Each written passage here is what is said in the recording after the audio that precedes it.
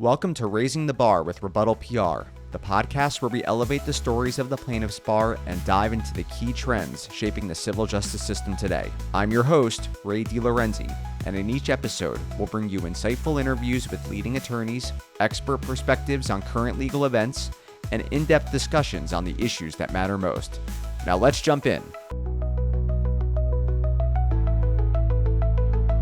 Hey everyone, welcome to a new episode of Raising the Bar with RebuttalPR. I'm your host, Ray DeLorenzi. Today we're turning the tables for another Hot Takes episode. My friend and colleague, Hannah Gallagher, is here. She has some questions that she has not run by me that she's going to pepper me with, things we often hear from listeners, clients, and who knows where else from wherever Hannah, captured them. And anyway, I'm glad to have you here again, Hannah. Thanks so much. Thanks. Yeah, thanks for having me back. Glad this has gone well in the past, so I have returned. But we have Hannah's in a new apartment for those watching the video, and you need some artwork, like desperately. It looks like the CIA black site. Yes, a little jail cell-ish right now, but it's a work in progress. All right. Well, let's do this, Hannah. Hit me. What do you got? So in the past, we've talked a lot about major moments in a case that you find media interesting or have important public relations moments throughout a case. Maybe you can reiterate a few of those major moments to us, because then I want to talk about trial comms and what do we do when we get to trial when that happens. So maybe reiterate a bit of the major moments you find important in a case. Got it. I want to know about. Yeah, look, not every case is the same, and it's not one size fits all, but what's important, if you think about the word news, what is new? It has to have some novelty to it. And look, the beginning and the ends of a case are always, not always, but typically newsworthy. The filing of a complaint and the resolution, whether that is a verdict or settlement. But that does not mean that those are necessarily the most important components from a news perspective. And there are plenty of inflection points throughout a litigation that are of interest to news media. And again, it depends on what it is and what type of news outlet. It doesn't mean it's going to be in the New York Times. It could be in a legal trade. But that doesn't mean it's any less important depending on what type of audience you're trying to reach. For example, you have a summary judgment motion that has a bunch of documents that were obtained through discovery that are becoming public for the first time, and that can be really newsworthy. Interestingly, you could have a defendant filing a motion to dismiss, and that could be newsworthy and something you want to get out there because perhaps that they make a really stilted or uncomfortable statement that they think is just going to be in a court filing and no one's going to see it. And that could have a lot of news value as well. I mean, you also have lawyers playing lawyer tricks that could lead to, sanctions or, the judge slapping them on the wrist that could have newsworthy elements. So those are just a few examples. And, another thing to also think about is the jurisdiction the case is in. If, a place like the Northern District of California, those types of cases, status conferences draw media attention. So a district that may be in a more rural area, that may be more difficult. But, these are things that we think about when we're managing media on a litigation, because we know the corporate defendants are thinking about how they are going to minimize not just their legal exposure, but their exposure to public scrutiny on these things. Yeah, that makes a lot of sense. So recently, I know I was a part of a team prepping for a trial, and a big trial. We had a lot of plans, and then it ended up settling, which I know about 95 to 98. I don't know. I think the actual percent is 2 to 5% of civil cases actually go to trial. So not a lot. But, we always prepare. We have a trial strategy ready. I just want to talk a little bit about why that part is different. I know it's only 2 to 5% of the cases, but it's still good to get ready for that. Can you talk a little bit about what's the difference of your pre-trial strategy versus once you actually get to trial, and what people should be thinking about as they approach trial if it's going to happen? Yeah. And the types of cases that we work on, which are big cases typically, right? Mm-hmm. They often, again, not every case, but oftentimes they bring in a ringer, another trial lawyer that's going to focus on trying that case. And they're just like us, that they are preparing to go the distance. And sometimes at the 11th hour, they get that call and be like, hey, we settled it. You're not trying this case any longer. And I'm sure that there is some disappointment, but also it's what's in the best interest of the client because trials are risky. You, you're not always going to win them, and things can happen. When we're working on a trial, again, it's just not one size fits all. And you have some trials that openings are going to be a big moment and closings, and everything in between may not be that newsworthy. It just really depends. Sometimes you have a case where there's going to be, a key witness that has to testify in person, which is becoming rarer and rarer. Oftentimes it's videotape testimony. But those big moments, yeah, you're going to have news coverage there. Again, also mentioned before, it depends on the venue. If it's in like a major metropolitan area, it's easier to get news outlets to show up in person. Federal court trials, typically, there's some sort of pilot projects, but they're not going to be broadcast or streamed in any way. State court cases, there's like Courtroom View Network, I think it's called, CVN. They stream a lot of state court stuff, so then reporters can just be at home watching this stuff and writing on it. So that's an interesting added element. So, we prepare for trials all the time, but the way, a lot of these cases now unfold, pre-trial and during litigation, oftentimes there's not too many surprises during the trial. And it's really about the witnesses, who's going to have to testify. And sort of there is a theater to it, a theatric to it. And, but, you also said it up front. I think 5% is probably too high an estimate. I mean, we're looking at 1% less, go to trial. And that doesn't count a lot of smaller stuff that goes to trial that isn't newsworthy at all. So to see a big case go to trial these days is rare, but rarity also equals news value. So the worst thing you could do is just going to trial blind and being let the chips fall where they may. The last thing I'll say, which I probably should have said first, when it comes to trial media strategy, is the first rule is do no harm. The goal is to not get media coverage of the case. The goal is to win the case. Mm-hmm. And you want to prevent the corporate defendant from doing things that are going to try to tilt the scales in their favor. So whatever you can do to, minimize their advantage, I think is really important. Yeah. Yeah. You mentioned some federal courts, federal courts historically have not allowed any cameras in the courtroom. The Northern District of California, it has a pilot program to consider cameras in the courtroom. Do you have a feeling about cameras in the courtroom? What do you think? I know the judge said she believes strongly, the judge I'm following, she believes strongly in public access to the court. I think that there's a risk to also having cameras in the court, and maybe also, depending on the plaintiff, the comfort level of being on camera while you're, testifying or your case is being laid out. How do you feel about videos coming out at trial? Yeah. The usefulness of that? Look, I'm a big First Amendment public access sort of person. The fact that Pacer, you have to pay for legal filings, I find to be absurd.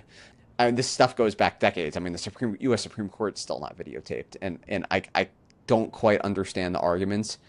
I think there are restrictions that the court could put in place so it is not like a complete spectacle. I don't think you want TikTokers doing live streams while a trial is in progress. Mm-hmm. But I think people should have access to this key information that's happening, and that the technology is there. Look, there are concerns about, let's say, it's involving an abuse case in a minor. I mean, CVN, Courtroom View Network, they work with courts all the time to prevent showing, the faces of people who need to be protected. So I think these are all things that can be worked around. The big issue I have is there just needs to be some certainty. And they've been doing this pilot project, you said in Northern District of California. I've seen it, and they have a Zoom link, and the Zoom link gets capped out at 100 people. And in these big cases, you have to be on 20 minutes beforehand, and then you're blocked. It's 2026. Come on. So, again, this is outside of my area, I guess, I should stay in my lane. It's just I don't work for the court system, and I know there's compelling arguments both ways. But I think public access is always better and just refreshing. Yeah, I agree. Who wants to make the less transparency argument? Does anyone want to do that? No. I don't want to do that. Yeah, no, I get it. Sometimes I understand. I mean, we talked about before attorneys generally, and I think general posture is to not engage with media, and then take it a step further, having cameras film you while you're in court could be intimidating, but also for the plaintiff side, maybe helpful. I think people understanding what's going on, just generally our stance is we want people to know what's going on in the world, and therefore having Yeah. more information out there is a good thing. But I can see both sides, and judges too can be very sensitive. That was going to be my next question. I think the audience, a lot of the time that the attorneys are worried about when a trial starts, or even before a trial starts, is the judge, and the judge being offended that they're talking about the case in the media. How do you toe the line of, getting the information out there that is needed, but also respecting the judge and respecting the procedure that they put forward? Yeah. Again, I mentioned before, the first rule is do no harm, and we never advise our clients, like, on the eve of or during trial, to be chirping with the press. I think it's an extremely bad idea. The judge is going to call it straight, but like, you're doing yourself a disservice and you're doing your client a disservice by doing something that's going to potentially anger the judge. So now, that does not mean you can't be engaging with the media. You just don't need to be doing interviews on the record. If there is a public filing, emailing that to a reporter, a transcript, like key documents that were shown, giving a reporter a heads up about what the schedule may be over the coming weeks in a non-interview format is completely appropriate. And again, you can bet your bottom dollar that corporate defendants are doing the same thing with reporters, backgrounding them ahead of trial. Again, not doing it on the record because they are wise enough to know that it's only going to anger the judge. So there are a lot of, sort of degrees on the spectrum of what you can do to be engaging with media. Then don't involve doing an on the record interview, which I typically believe is a very bad idea. Yeah, yeah, no, that makes sense. Okay, well, so that's through kind of trial. I guess once we get towards the end of a trial, say a verdict is coming, what kind of preparation should attorneys, plaintiff attorneys in particular, make towards the end of trial when a verdict is coming and they know it's going to be a big day, in the good or the bad? What kind of things should attorneys be looking to plan or do when Yeah. that happens? We often work with lawyers and we prepare a statement like, hey, this is, a statement if you win, and here's a statement if you lose. And 100% of the time, they don't even look at them because it's just like superstition. Mm-hmm. Um, and again, every case is going to be different. What I think is really important to appreciate, yes, okay, you get like, let's say you get a big verdict and it's a great outcome for your client. It is not over. There's going to be an appeal. And I think you have to be really cautious of what you do in the aftermath to making sure you're not giving more ammunition to the defendant, in an eventual appeal. So again, depends on what the case is, depends on where it is in the litigation. Is it like a MDL that it's like the first bellwether? Is it a big MDL? It's a 10th bellwether. Is it like a one-off single event case? A lot of different, things are in the mix there that I think go into the soup and go into the calculus of how you want to approach it. Again, if you win, you don't need to hold a parade. Like, you won the case, and I do think you want to project confidence, particularly if there's other cases that are coming behind it. But again, I think people who spike the football do so at their own peril. And look, if you lose, I kind of think the media is the least of your worries. Again, if it's a bellwether situation, I think you can do things to sort of differentiate that case from other cases that may be occurring. But the lawyers we work with want to win, and so it's they don't even want to think about the loss scenario. Yeah. And again, trials are unpredictable, so you need to plan for that unpredictability in some ways. Yeah, yeah. So assuming, I mean, I'm kind of taking us through the whole trial process, and I kind of, I think part of our job is to think of worst case scenarios and what happens when there's a really bad headline or something bad happens in trial and we need to kind of jump on it, fast response. At the end, one narrative we see a lot is it's a nuclear verdict, the most offense created tagline I've ever heard. But can you just speak to, how do you speak about your result in a way that is helpful to the future of the plaintiff bar and also to your client, so that they're not just getting that nuclear verdict sentiment thrown at them after Yeah. they win a case. I think sort of what's been occurring is you're seeing defendants get more aggressive in running to legislators to get verdicts overturned or to in the event of a adverse outcome to cut off the litigation from a legislative standpoint. And legislators are people too. And if they're hearing from their constituent, which is a business, saying, we're going to shut down this factory, we're going to lay off jobs, and let's put aside they're usually full of crap, but but legislators are going to listen to that. That's why it's very important for lawyers just not to be putting themselves front and center and also discuss the person whose case they just litigated. That, mother who is now taking care of a child who's going to need a lifetime of care. Or a loved one who was killed because of unsafe practices. And we know in these cases, it's never just like a one-off. It's like usually an unsafe practice that's been going on for a very long time. Telling the stories of your clients is what we do best. And it's important to us because the future of the civil justice system is important to us. And again, the lawyers we work with know the stakes. They know that succeeding for their client, there's spillover effects that need to be managed. But I think it's really important as part of, especially big litigations these days, they're really a three-legged stool. You have the legal side, what's happening in the courtroom, 2 is the media side, and 3 is the legislative regulatory side, more so than ever. Again, you're just seeing defendants more and more running to state legislators, running to Congress, running to regulatory agencies. And again, I think the best way we have found to fight back on that is, one, transparency, show what these corporations are doing, peeling back lobbying registrations, peeling back minutes of meetings they're having with regulatory agencies, and again, showcasing the people behind the cases who lawyers are actually fighting for. Yeah, yeah.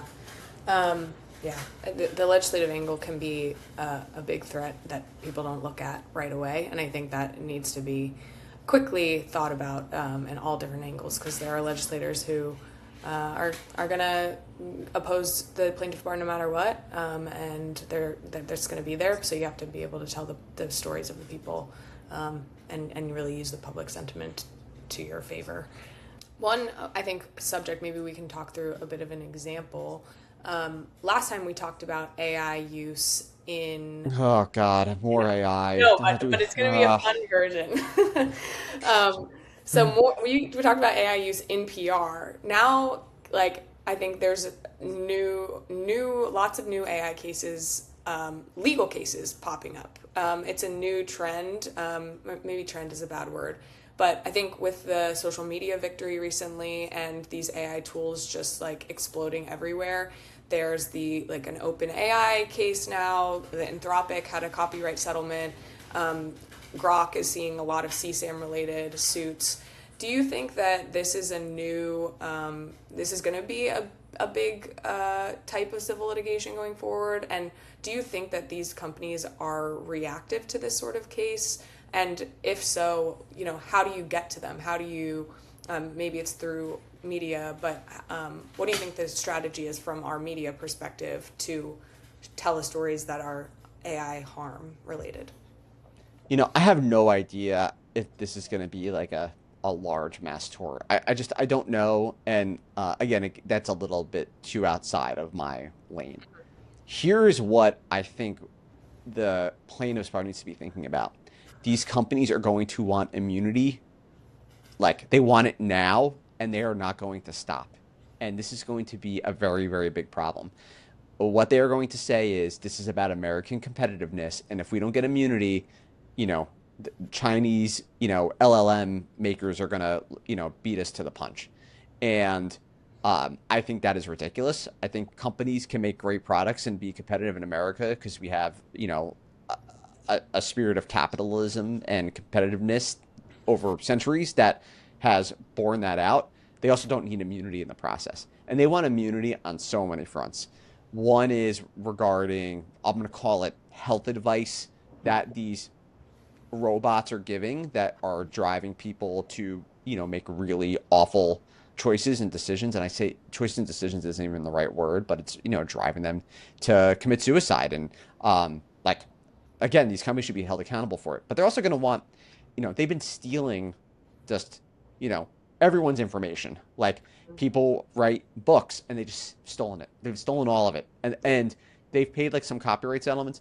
I mean, they're going to want immunity forever to just steal people's stuff. And again, that's outside of the work we do, outside of the typical plaintiff's bar work, but like this is going to be a massive legislative battle.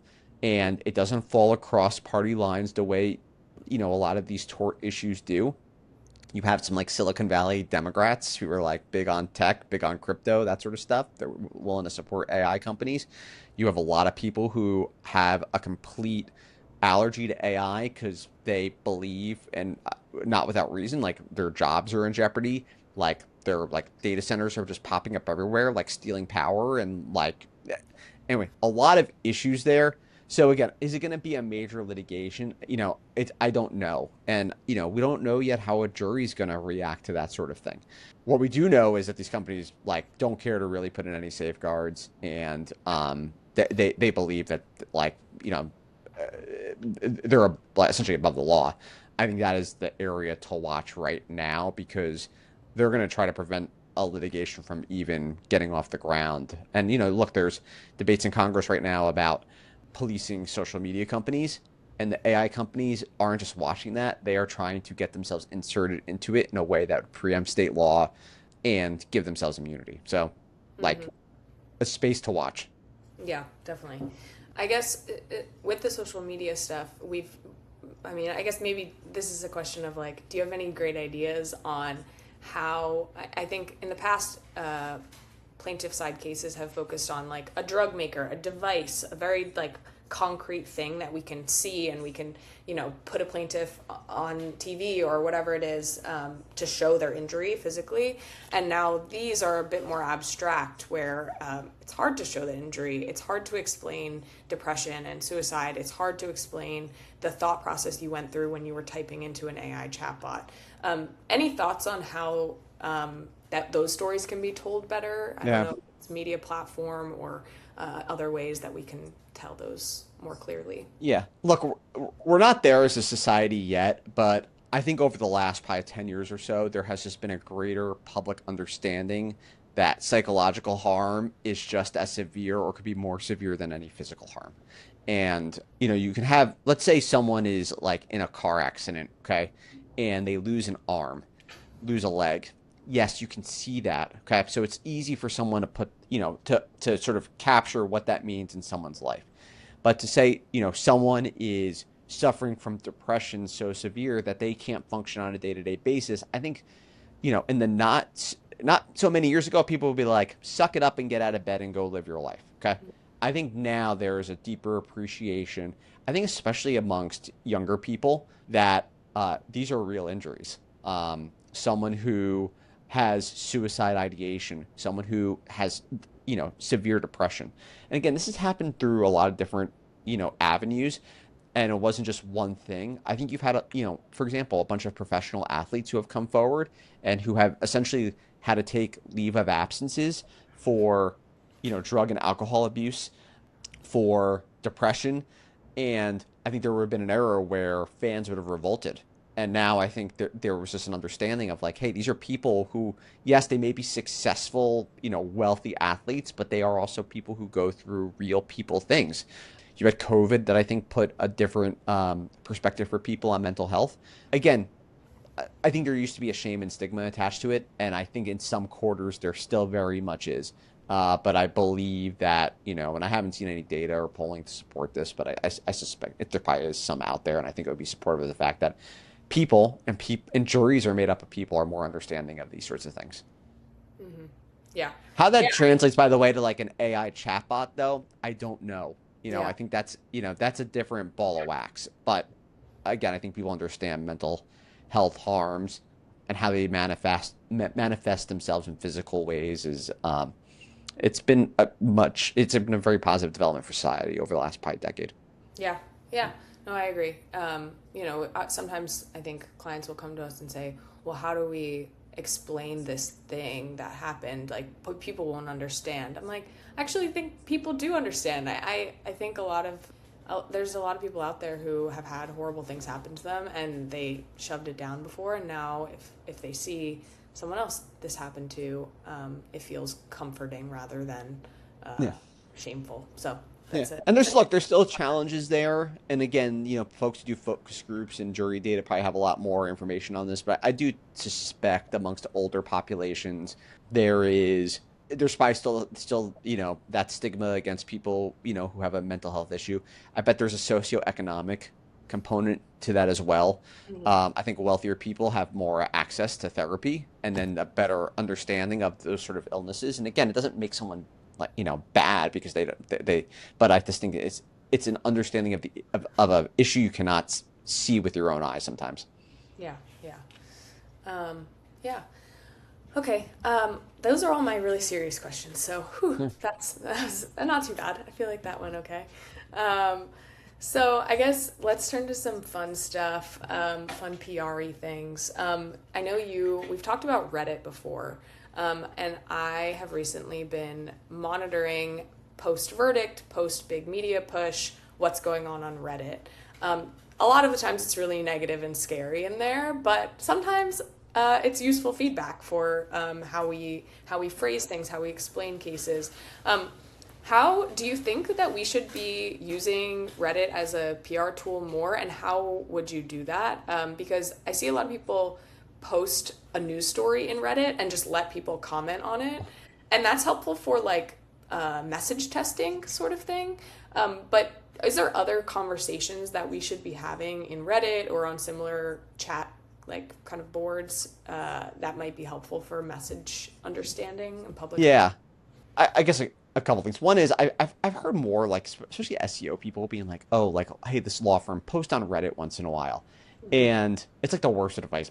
I think like they can smell bullshit artists on Reddit from a mile away, Mm-hmm. and Reddit is a community, and like there's each subreddit is its own community, and I think there is a play to become a community member. But if you go in and just try to like blab about why your law firm's great, like what a ridiculous thing to try to do, Yeah. and you're going to get shouted down and ridiculed, and it's going to be more negative than positive. And I think part of that has come about because AI trains on a lot of Reddit data, but that doesn't excuse being, I think, dopey about how you engage there. I read Reddit a lot, and what's interesting about Reddit is it has an algorithm, but it only involves what you decide to like. You follow certain subreddits, and you can just follow those and see those threads. Again, it's a microcosm of a certain slice of America. Mm-hmm. And I read Reddit a lot. I'm not on Facebook or Instagram or X. Those I think are largely cesspools. And Reddit has its own cesspools, but they're easily avoidable. But I think again, I often read the comments sections of news articles. And it's not because I think that is the prevailing wisdom or thought, but it is it's real people engaging. And I think it gives some sort of, sight lines or introspection. And again, if you like, let's say it was let's say it's like an AI lawsuit, just since you mentioned that before. If Mm-hmm. that gets posted in like an AI subreddit, I bet the sentiment is going to be much more negative about the case than if it's posted in a mental health subreddit. So you also have to make sure you're balancing which community members you're hearing from Mm-hmm. versus just focusing on one where the views are going to be slanted based upon the membership of that community. Yeah. Yeah. I mean, I look at it like it kind of was like message testing the same way that they do jury focus group sort of things. It feels like that. It's like, oh, what do I want to see how this group thinks about this subject, or see how they vary and how they talk about even just like the nuances of an article. Sometimes Reddit people will really rip an article apart while others don't really do that. So yeah, I just find it an interesting place to look around. It's also interesting how people digest news, and I feel like there's like this lazy kind of attitude. Oh, like the news is dying when it's not. I've said this before. There's more ways to get information than ever, and the news media business is in deep trouble. And it's in trouble because let's say someone can just go on Reddit and see an article and someone pastes like, the first 3 paragraphs of the story, gives them the gist. They're not going to click through on the article, and that hurts the publisher. I'm not saying that's a good thing. I'm just saying it's the way it is. But people are seeing all this information constantly, and they are forming opinions on it, and it's forming, it's shaping their biases. So I totally agree, Hannah. Like, looking up this stuff on, again, you got to make sure you're going to different subreddits for the same information, but I think from a message testing, it's like a mini focus group. Yeah, it's interesting. Okay, anything, I guess, off of that, anything interesting you've read recently, whether you found it on Reddit or not, that you would want to share with anyone? A book, an article, any subject matter you have found interesting recently? I was talking, and I don't know why I'm thinking about this. I'm like a lot of people, I'm thinking a lot about AI, but I think most of it's like a bunch of hogwash. I was talking to Boaz, one of our other colleagues, earlier today. Business Insider, which is now known as Insider, I got an email newsletter from them yesterday, and it was like the 12 hottest legal AI startups. And anyway, I saved the article in my task manager and set a reminder from a year from now to see how many of those companies are still going to be around in a year. Yeah. I would take half of them will be gone. Yeah. And anyway, again, I think AI has such incredible use cases. I think it's being used dangerously by many people, first and foremost by the AI companies themselves that I think are, trying to play God in a lot of ways, but also, you hear about lawyers doing really silly, ridiculous stuff like having AI write their legal briefs. I think it's an interesting way to analyze data, but anyway, I just see more and more, especially in our space, all these legal AI vendors, and I'm like, pick and choose wisely, because anyway, maybe I'll be proven wrong and they'll all be around in the next year, and maybe I should have been an early investor in one of them. I don't know, but anyway, I just particularly as when we're taping this, I'm headed off to AAJ in Chicago, and I know there'll be a bunch of legal AI vendors there. I just we'll see how many are around 12 months from now, and I don't wish them ill will. I just think that it's a weird moment in time right now. Yeah, I met a few at a conference and asked them all kind of the same question, and they all try to differentiate themselves, so I respect that. But after a while, I was like, well, what do you do? And then how do you they acted like they're friends and they don't do the same thing, but then I started realizing they probably do all the same things. So yeah, I mean, it's just look, selfishly, the AI boom has been I think good for what we do in 2 ways. One is you can look at all these AI models and they train on earned media. They train on the news, and we help our clients get in the news to help advance their firms or their cases. And that is extremely important from an AI perspective. So what we do really intersects there. We aren't I think there's AI SEO vendors, or GEO they call it now, and that's a bunch of I don't even want to talk about it anymore because it's just so absurd. But it just so happens what we do intersects perfectly with how AI trains. So that's been, I think, one really interesting development. And the second thing is the backlash to AI has also suited us in some ways, because people more than ever are craving authenticity and real life personal connection. And AI is the antithesis of it. It is the complete opposite of it. And there's just this repulsion to it. It doesn't mean it's not a useful tool. And we use it day in and day out here to help, brainstorm ideas, or but if someone were to use it here to write something, we have a manual on how AI can and cannot be used here.